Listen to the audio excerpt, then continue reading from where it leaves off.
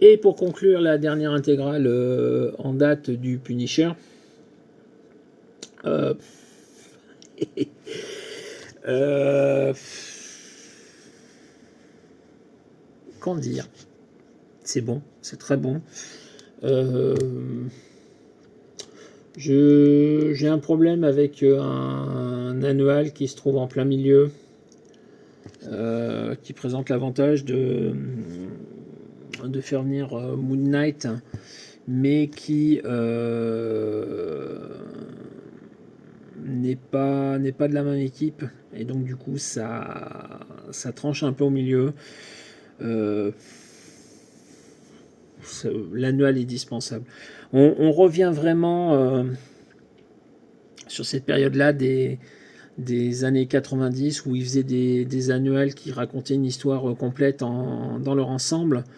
Le problème, c'est que très souvent, ces annuels-là sont soit pas très bons, soit complètement périphériques à l'histoire. Là, par exemple, c'est lié à Atlantis Attack. On ne parle pas d'Atlantis, on parle juste d'un personnage qui, de mémoire, dans Atlantis Attack, a un rôle assez important, à savoir Madame Vipère. Mais, ouais. Sinon, au niveau des histoires, c'est du très très bon. Donc, on reprend la fin de la version intégrale des années 90. On enchaîne avec le contenu du RCM Échec Okai qui est vraiment génial. Vraiment génial. J'ai une petite baisse, vraiment une toute petite baisse, mais une baisse au niveau du départ de Wells Portachio du dessin. Mais après, c'est Eric Larsen qui prend les crayons et qui est ancré par Scott Williams, l'encreur habituel de Jim Lee. Et ben, c'est très très beau. C'est vraiment très très beau. Ça remet en perspective ce que Eric Larsen fera après sur Savage Dragon, où le personnage est quand même assez violent, assez porté sur les flingues, et à ce niveau-là, rappelle beaucoup donc le Punisher sur ces traits de caractère-là, on va dire. J'ai bien aimé toute la première partie qui forme une histoire assez contenue jusqu'à la confrontation avec le Caïd. Après, c'est des petites histoires en une, deux, trois parties qui n'ont pas l'air d'aller vers grand chose d'hyper important. On se termine à l'épisode 23. Ben, ça se termine sur quelque chose qui laisse la porte ouverte pour le numéro suivant, donc le 24 qui sera dans la prochaine intégrale. Donc par rapport à ça, ben, on a quand même un petit fil continu d'une intégrale à l'autre, mais on n'est pas sur une histoire qui se suit. J'ai vraiment l'impression qu'on peut lire les épisodes qui arrivent là après le départ, encore une fois, de Wells Portachio et de la fin de l'histoire contre le Caïd, limite un par un, sans avoir besoin de lire la suite. Alors c'est pas toujours vrai, hein, parce qu'il y a des épisodes qui s'enchaînent directement, le 22 et le 23 entre autres, mais on peut limite prendre les épisodes un par un sans que ça pose souci. C'est pas exceptionnel, une fois le départ de Wells Portachio, au niveau des scénarios, ça reste du Punisher très basique, très classique. C'est de l'inédit en France en plus, hein, donc c'était vraiment une découverte pour moi. Mais le moment fort, c'est toute cette histoire, tout ce début d'album jusqu'à la moitié à peu près, où on a cette confrontation avec le Caïd, où on voit les méthodes du Punisher et de ses associés du moment pour faire son combat contre le Caïd et son empire. Et c'est un aspect qui est assez intéressant. Ça me rappelle beaucoup les films d'action des années 80-90, où on a les gentils qui sont gentils contre les méchants qui sont méchants. Sauf que, par contre, on a un gros avantage qui rend vraiment le truc intéressant, c'est qu'à aucun moment, le Punisher ne se prend pour un héros. À aucun moment. Il fait des choses qu'il estime devoir faire, qui peuvent être considérées comme héroïques à certains moments, certainement pas à d'autres, mais à aucun moment il se présente comme un sauveur ou comme... voilà. S'il peut éviter de faire des victimes innocentes, il va essayer de le faire, mais sa mission c'est de faire ce qu'il a à faire et peu importe les conséquences. Et c'est ça qui est vraiment très très intéressant dans ces comics et dans les histoires que propose Mike Baron. Je suis pas spécialement au fait de la carrière de Mike Baron sur ce qu'il a pu faire en termes de comics. Il faudrait que je vois un peu ce qu'il a pu faire d'autre. Mais franchement, le Punisher dans ses mains, c'est vraiment, on est vraiment au cœur de cible du personnage. Et ça, c'est hyper intéressant. On va vous montrer quelques petites planches. Hein.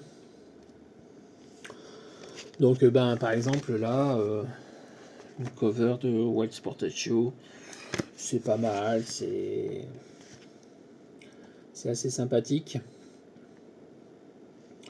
Là, on a Larry Stroman. Bon, autant j'aime beaucoup ce qu'il a pu faire sur X Factor, et donc autant j'ai acheté l'omnibus X Factor, entre autres, parce qu'il y a du Larry Stroman dedans. Autant là, je suis pas spécialement fan. Là, on a l'annual qui est dessiné par Bill Reynolds. Voilà.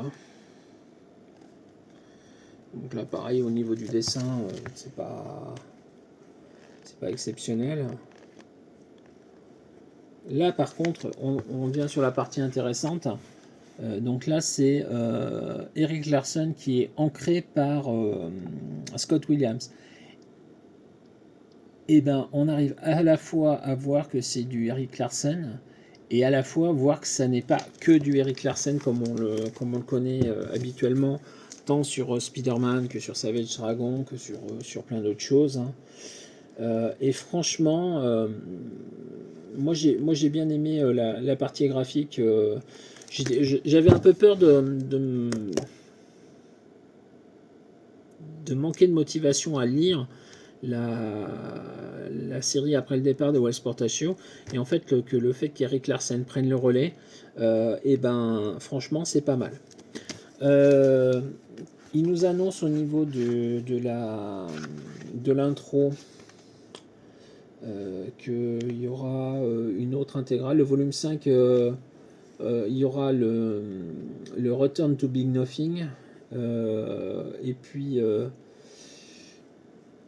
franchement c'est pas mal. Il nous annonce que Erik Larsen ne sera que là que pour 5 numéros, donc il arrive au 21, donc il sera là jusqu'au 25, donc les 2 premiers numéros de l'intégrale suivante. Et puis après, je sais pas qui prendra les crayons pour dessiner. Mais en tout cas, ouais, là, que ce soit la deuxième, la troisième ou la quatrième intégrale, c'est bien. C'est bien. Encore une fois, faut aimer le style, faut aimer... si vous aimez pas la moto, vous achetez pas une moto. Voilà, donc si vous achetez du héros urbain, celui-là passe très bien. Ça passe très très bien. Je sais pas si la série va continuer sur cette qualité-là. Je sais pas si Mike Baron va rester plus loin que le numéro 25 ou s'il partira en même temps qu'Erik Larsen. Mais là, je sais que j'en suis au stade où j'ai très très envie de lire la 5e intégrale. Si on élimine l'annual et si on élimine les 2-3 épisodes, non, les 2 épisodes décidés par Larry Stroman, franchement c'est génial. Je recommande sans aucune ah non, c'est un épisode par Larry Stroman, j'avais un doute. Le deuxième épisode, c'est un autre dessinateur que je connais pas, Anton Pensa. Donc non, il n'y a même qu'un épisode par Larry Stroman.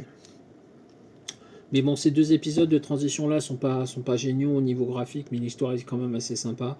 Et encore une fois, après, le relais qui est pris par Eric Larson et vaut largement son pesant de cacahuètes. Encore une fois, le Punisher, moi je suis fan de cette période-là, de ce qui en est fait de ce personnage à ce moment-là. Et j'ai hâte de lire la 5e intégrale. Voilà, c'est tout pour les lectures du mois. On aura fait quelques vidéos, donc il y a eu quelques lectures au bloc de lecture. Au niveau des lectures que je compte faire, là je compte m'attaquer très sérieusement à des gros pavés là aussi. Je vais sûrement commencer les Star Wars, donc comme je vous disais, encore que c'est pas sûr. Là, au niveau des lectures actuelles, je vais commencer le nouveau tome de Fable en Urban Pocket que j'ai toujours pas commencé. Et puis après, je vais sûrement finir les 2 volumes de Y le dernier homme. Et puis après, je sais pas. Après, je sais pas. Je pars pour les vacances de Pâques sur la deuxième moitié du mois d'avril. Je pense donc que je ne ferai mes achats comics que début mai et je ne ferai mes vidéos retour qu'à ce moment-là. Donc je pense qu'il n'y aura pas de retour avant peut-être 1 mois et demi, je pense. Sauf à ce que j'ai envie de faire un retour sur les lectures en cours ou les lectures passées en cours de mois, ce qui m'étonnerait. Voilà, à bientôt, merci de votre attention et puis lisez des comics, ça fait du bien. À bientôt.